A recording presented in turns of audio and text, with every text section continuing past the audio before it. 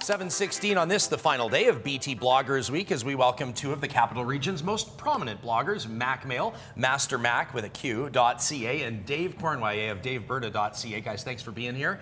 Let's cut right to it. Thanks for linking to our interview on your blog, DaveBerta.ca, with the mayor yesterday. Were you surprised to see him essentially say that now official mayoral candidate Kerry Diot has done nothing on council, sits and tweets all the time, and has no vision for the city? Well, it's no surprise to anybody who's been paying attention that Mayor Mandel doesn't really like Kerry Diot. I thought it was a little, probably a little inappropriate for a sitting mayor, to kind of make those comments about a fellow city councillor and someone who's announcing.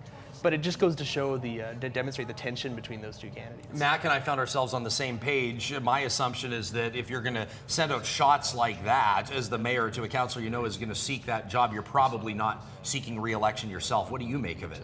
Well, that's the big question: is what's the mayor going to announce? And I mean, everybody was a little surprised that Diot announced so early, right after the arena vote. But now the big question is Mandel going to run again? Because there's a handful of other city councillors that are suspected that they're thinking about running for mayor, but a lot of them are going to wait to see what Mandel's doing. Councillor Don Iveson, I know, is one that a lot of people are going to be watching with interest. He's probably not going to run if Mandel seeks re-election. What do you think?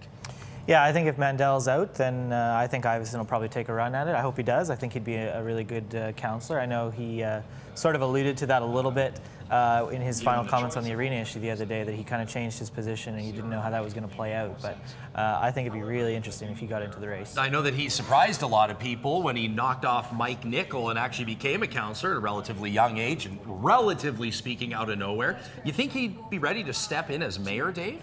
Yeah, you know, I do. I think I think it'd be great to see Don Iveson run in the mayoral election. He's been on council for 2 terms. He's done a lot of substantive things, and he's probably one of the most articulate people on council.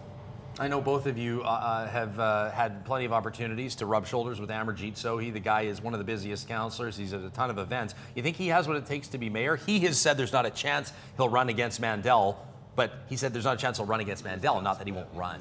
Yeah, I mean, I think it's an open secret that he's been considering it, and he came away sort of the victor in a lot of people's minds after the arena debate the other day, in terms of putting forward the motion to switch from MSI funding to the CRL funding. So he did himself a favor at that meeting, and he's got a lot of fans for sure.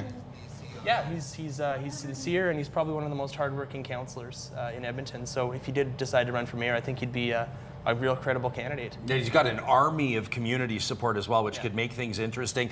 Guys, from here, we could talk about Karen Leibovici, we can talk about Kim Krischel. Do you see anybody else throwing their hat into the ring, or do you think maybe one of those two might make a run for it? Well, I mean, Karen Leibovici is a name that's been tossed around for a few years, actually. She's a former MLA. She's been on city council, I think, for 3 or 4 terms now. You know, she's ambitious, and I wouldn't be surprised if she decides to run for mayor. Be surprised if she doesn't, actually. Yeah, be surprised. Mandel's out.